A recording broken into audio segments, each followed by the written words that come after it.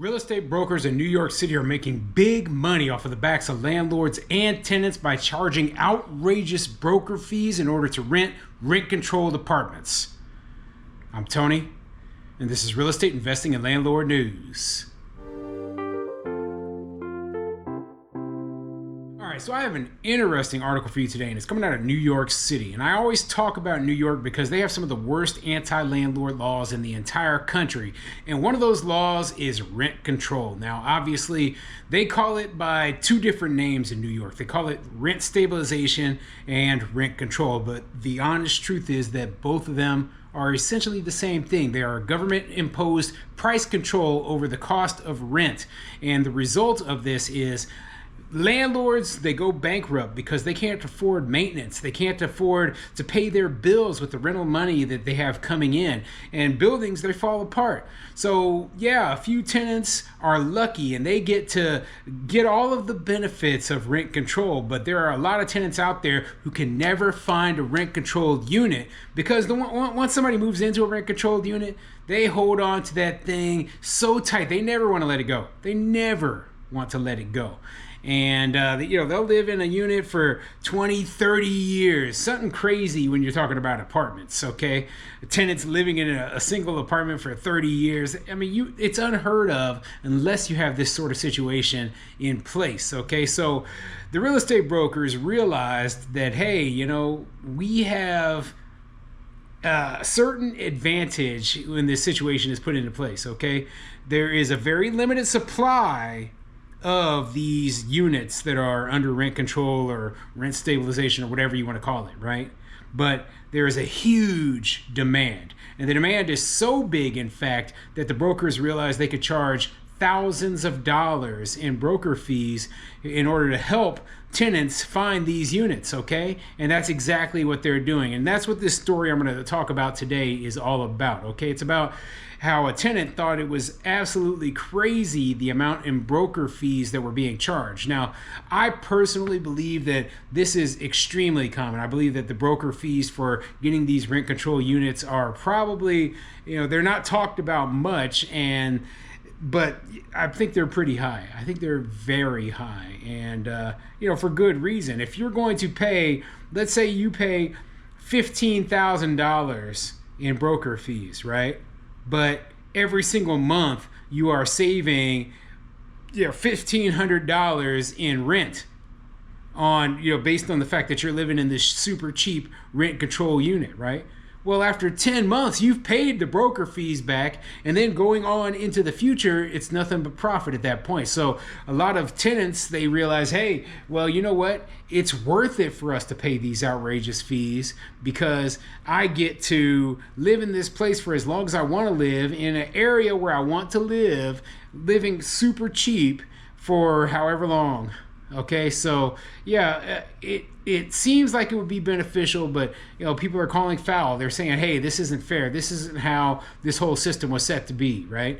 And personally, I agree. It isn't supposed to be that way.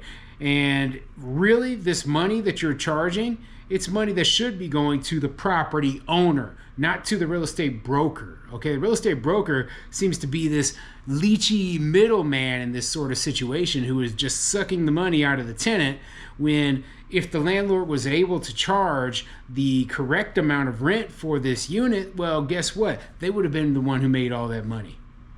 Okay, and then we wouldn't be talking about this, apartments, that are dilapidated and falling apart. We wouldn't be talking about all this outrageous, crazy stuff that goes on in rent control city. But anyway, I'm gonna get into this article, and it kind of goes over in more detail this whole situation. This article is coming from the NewYorkPost.com, and it says New York City tenants are shocked by exorbitant broker fees, including a $15,000 to secure an $1,100 a month rent-stabilized Queens apartment. And $1,100 a month might not sound like a great deal when you're talking about where I live or where I invest in Omaha, Nebraska, Kansas City, Missouri, right? But when you're talking about Queens, New York, Queens is notoriously expensive. So $1,100 a month is a very good deal. Anyway, let's get into the article, see what it says.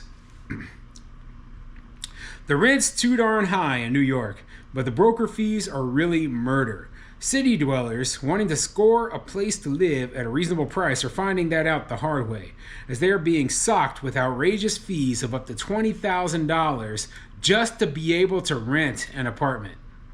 One home shopper claims he almost lost it when a broker tried to soak him for a $15,000 fee for a $1,100 rent-controlled apartment in a run-down brick building in Flushing recently.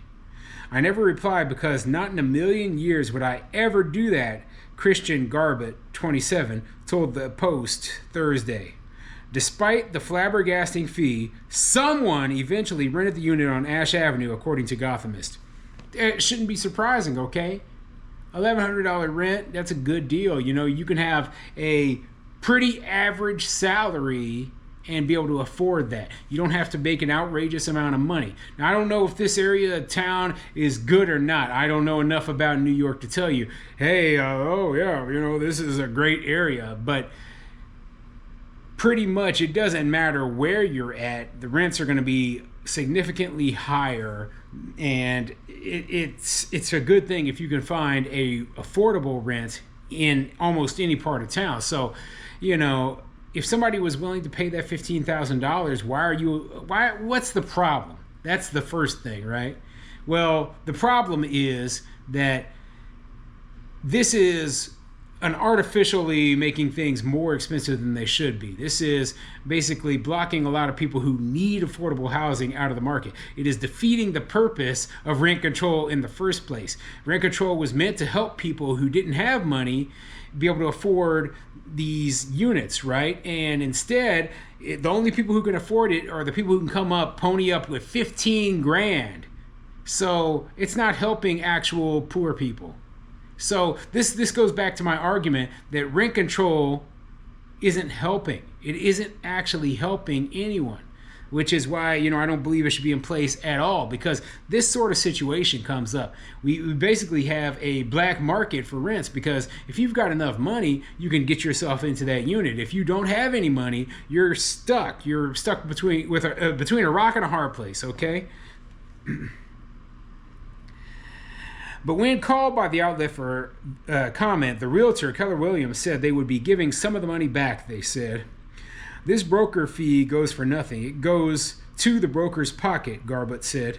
He's going to take advantage of all of these people. The broker fee situation has gotten so bad that Governor Kathy Hochul slammed the prices as excessive and unfair when she announced fines on one last month for overcharging clients. The broker, who worked with Citywide Apartments, was ordered to pay $260,000 in penalties and restitution for forcing a tenant to fork over a nearly $20,000 fee to secure a rent-stabilized apartment on the Upper West Side. You know, I actually feel bad for this guy because, yeah, I don't agree with all these ridiculous broker fees, but they were following the law, okay? The law as it was written. Now somebody's coming back after you did this and saying, oh, well, this is an outrageous fee. How many times had other brokers been charging that much money? How many times had you been charging that much and it was never a problem? It was never a problem until right now. And now they want to make an example out of you, and you know, you get screwed at a $260,000 in penalties and restitution. What an awful thing to happen, right? But like I said, this situation wouldn't occur unless we had artificially low rent prices that were put into place and such high demand for those units, okay? I mean, they created this situation by creating rent control in the first place.